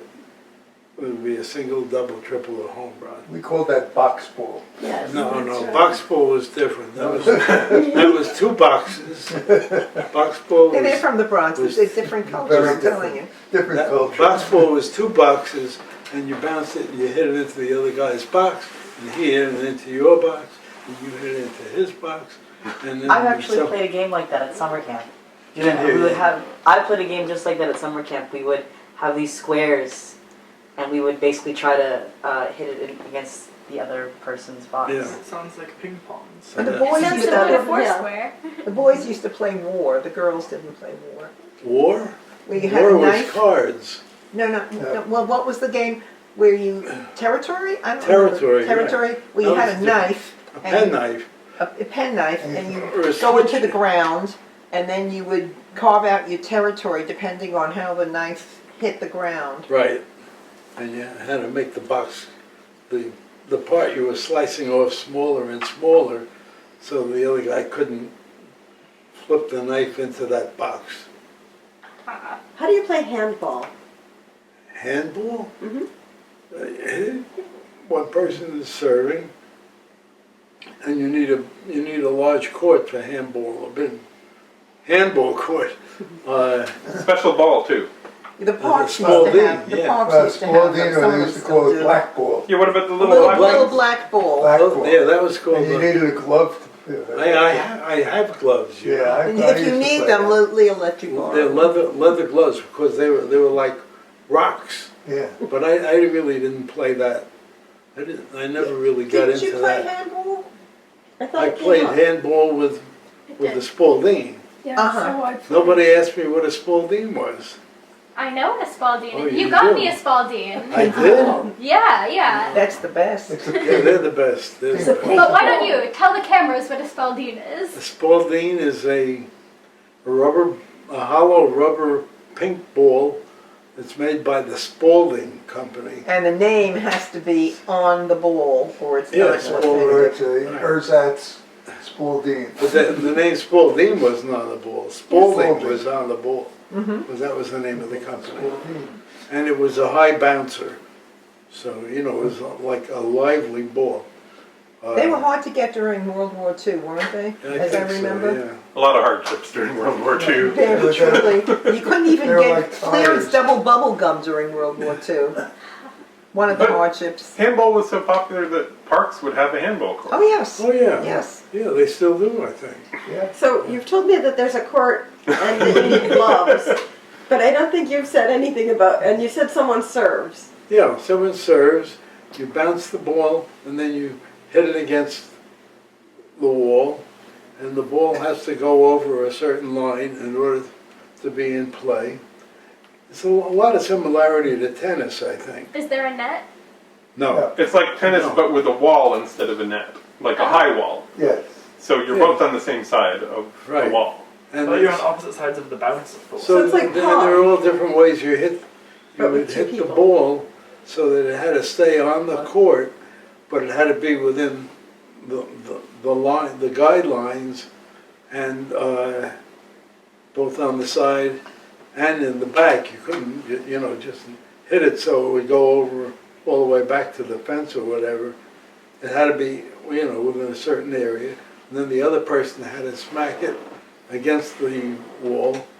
And of course you would try to hit it low on the wall, because then it wouldn't bounce so high and the other person couldn't get to it. And so there was a lot of strategy. It was a good game. That's how I lost my watch. That I bought you. She bought me a watch for our A engagement. Movada watch. No. Oh, you lost the Movada No, later. Movada was He later. lost every watch I gave him. I'm never buying Never him a watch mind, you again. lost an engagement ring. So don't talk to me. Well, I didn't lose it. It Well, was engagement stolen. ring, engagement watch. Same No, Right. it was stolen. I didn't lose it. Okay, anyway, so I used to love handball. That was a great game. I played that a lot. And there were other variations of everything seemed to revolve around the Spalding. Mm-hmm. There was punch ball, there was stick ball, although I never got into stick ball. But punch ball I did. Both of those games are modifications of baseball, basically. And we spent a lot of time in the lot. There was a undeveloped lot on the block, a couple of them actually, where then we played all kinds of games. When you say we, who all was there? Whichever kids showed up. Yeah, basically, yeah. But there was no TV, there were no computers, nobody was running around with a game thing in their hand. Right. So there was radio, if you were indoors. In fact, I think even portable radios were probably invented while I was a kid sometime. I wonder about that. But, I think the so you come home from school and you portable. had to go in and listen to your programs on the radio, or else you would play a game, Monopoly, or Pachisi, or any kind of card games. I learned how to play pinochle when I was 8 years old, because I was homesick for quite a while from school. I had scarlet fever and then I had rheumatic fever. Oh wow. So I was out of school for a long time, and my parents taught me how to play pinochle, which I used to like. I don't remember playing pinochle with my kids, with my friends though. It was mostly an adult game. See, when he was talking about these games, in the city, even if you didn't live in an apartment house, there was an apartment house nearby, probably on your block. And so the kids in the apartment house would come to where there was a lot, and whoever showed up would figure out what game they were going to play. Yeah, there was a game called Ring-a-Levio.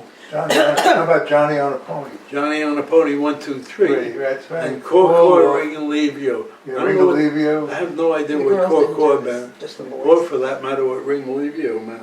Ask you what the girls Ringy, didn't he says say Ringy Coke, Ringy Coke, Ringy Coke. 3 times. You ringing? Ringy Coke, Ringy Coke, Ringy Coke. I'm telling you, different culture. Yeah. Yeah, different culture. We said Ring-a-Levio, 1, 2, 3. Yeah, it's a In Ringy the, in the Coke. Bronx, they didn't even root for the Brooklyn Dodgers. No. So they knew They nothing. hated them. And the Brooklyn Dodgers were a very important part. Were they important to you? Oh yeah, oh yeah. Did you ever go see a game? Yes, at Ebbets Field. Yeah, not as often as I would have liked, but I went a number of times. My Uncle Morris took me, I remember. And I think my father did too, I don't remember.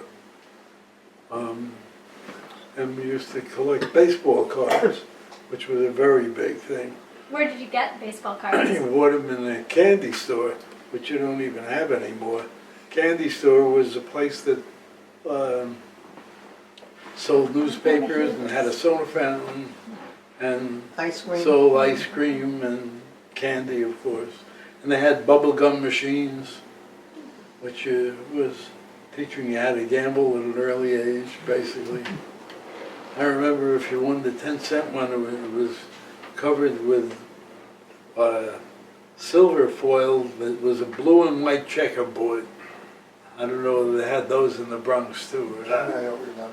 But, and it, you know, if you won something, then you could trade it in for penny candy. So if you won, if you got a 10-cent thing, then you would go to this case and pick out one of those. Yeah, but you could just buy the candy because you wanted Yeah, to you buy could candy. buy You didn't have a to go penny or through 2 cents, the and you little could- machines. buy all kinds of candy. What kinds of candy did they have? Oh, I remember the Hershey chocolate. They had little chocolate bars about so big, and I think they had them with peanuts and without, if I remember. They had dots, white paper, long, and you Yeah. had little Little- candy I love dots those. Yeah. that you would peel off. Remember And that? candy kisses, those little, what do you call it? What shape would you call it? And licorice. And chunky Wrapped in- How about Baby Ruth? Chunky Baby, bars. well, that was a candy bar. Baby Ruth. That was more expensive. That was a nickel. Do you remember chunky bars? No. Yeah. Oh, Chunky. I Yeah, love chocolate I remember raisins. Clark bars. I used to Clark bar, love yeah, And Mounds. they were What's in a Clark Peanut. bar? peanut butter. Peanut. And then mounds with the coconut inside the That was chocolate. Mounds. It was the same company, actually. And raisinettes. peppermint. Raisinets that come in a little Raisinets box. and goobers. Goobers, peanuts with chocolate. What's a goober? Goobers, a little round chocolate ball with, I don't know, Peanuts. what was inside? Peanuts or raisins. It depends. Chocolate covered peanut. Goobers, Raisinets. They look Raisinets. kind of the same, but I Raisinets thought were goobers raisins was and Goobers a were peanut. sphere. Yeah, almost. So, but peanuts aren't spherical. They're not real. Yeah. Whatever. This is at a candy shop? Oh, no, you bought a package and it had 5 cards and bubble I gum. don't And know, gum. 2 or 3 And sticks gum. of gum. Came with gum. Gum. A thing of pink gum Exactly. Yeah. Right, The gum was the same size as the card. right, Do you remember Good Humor? about so. Oh, What? The Good Humor cups. And when you took the top off, you could peel off the cellophane. There were pictures of Yeah, actors. movie stars and stuff. Yeah. Yeah. So, So did you have a favorite baseball player? Jackie Robinson. Everybody Of loved course. That's Jackie easy. Robinson. What? Everybody loved Jackie Robinson. No, everybody didn't love Jackie Well, everybody in New Robinson. York did. Not, No, not everybody in New York No, we either. didn't like him in the No. Bronx. Well, I mean, No. He was fantastic. So tell me mean- about why you love him. He was the most exciting baseball player I ever saw. He could do everything. He was good at fielding. He was good at hitting. He had power, but base running was like a thrill to watch him running the bases because he would once he got on base, if he got on first base, he would immediately start to dance down the line, like daring the pitcher to throw the ball over, because his timing was so great that he would get back to touch the base before the ball got there almost all the time. And he would rattle the pitchers to the point that they would make a wild pitch, or they would throw the ball off to the side, and then he would steal the base and go to second base or to third or home. And I remember one time in particular, I saw I think he got on base. Do you know the rules of baseball? Do you know? I've seen a couple games. Okay, so he got on base either by bunting or maybe through an error on the fielder. I don't know, but he got to base. It wasn't a hit. And immediately, as he would do, he started to dance down towards second base, and of course the pitcher knew his reputation, which added a lot to it. And the pitcher would throw over to first, and he would get back, and he would throw over again, and he would come back again, and he would, dash. It seemed like halfway down to second base, and then he would go back, and eventually he would steal second base. And then this one particular time, he stole second base. The pitcher threw the ball wild, went into the outfield. So Jackie ran around to third base, and of course the crowd was roaring, and he immediately started to dance off third base, threatening to steal home, which of course was a real coup. And he threatened a couple of times, and eventually he stole home. And they which is, he was just such an exciting ball player, and he was quite a human being as well. He did a great deal for his race while he was active, and of course I don't know if you haven't seen the movie, the Jackie Robinson story. It's worthwhile watching. There's a movie called 42, which was 42 his number. was called? 42. That was his number, yeah. Yeah, and they made a movie that, Yeah. and every April 15th, baseball, everybody wears number 42 in honor of him. Oh wow. Yeah. Yeah. I hated him because he played for the Dodgers. I was a Giant fan. Well, you had to And- hate him, I guess. In retrospect, he was fantastic. Yeah, And a great human being, a wonderful Yes. human being. Except Yeah. he supported Nixon in 1968 for some Did he? reason. Yeah, I remember that. Yeah. Do you But- remember? Oh, go on. Baseball cards were a very big thing. Yeah. And we played all kinds of games with baseball cards, aside from collecting. What kind of games could you play? Well, there was one time where you would flip the card, and you would play with another person. If you matched heads or tails to their card, you won their card. In other words, you both flipped, and if you were he flipped first, and then you flipped, and if you matched his card, you won his card. It's another form of gambling.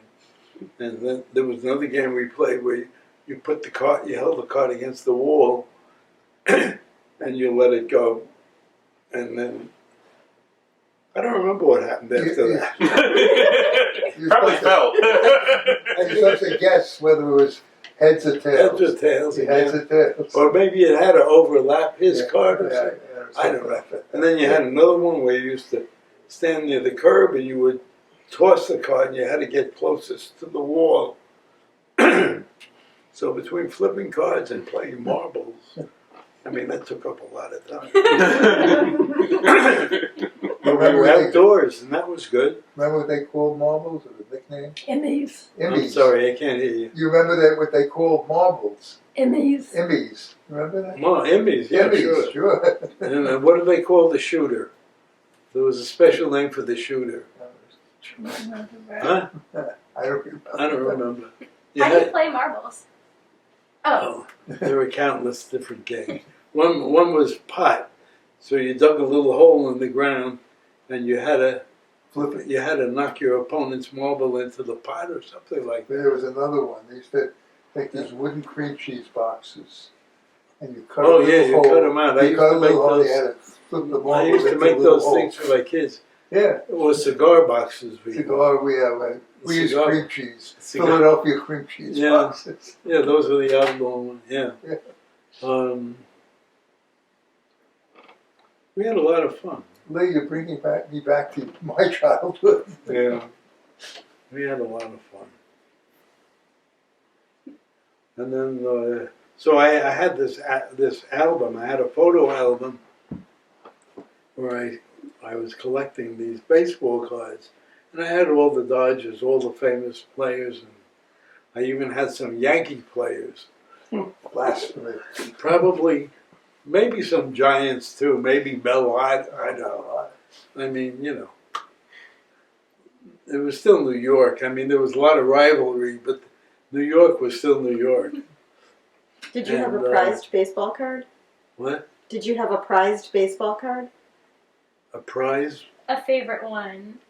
I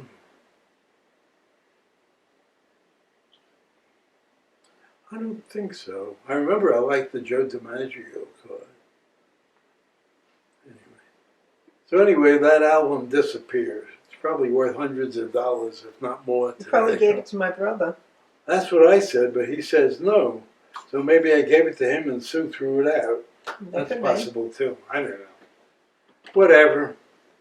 But yeah, baseball cards were very important.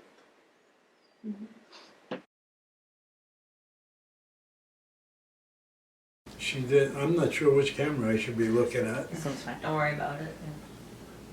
Make me feel very self-conscious. You wanted to be in the spotlight. You signed up for this. The cameras are rolling? Yeah. Oh. Where's the makeup team? I mean, I could have done it, but no one got me anything.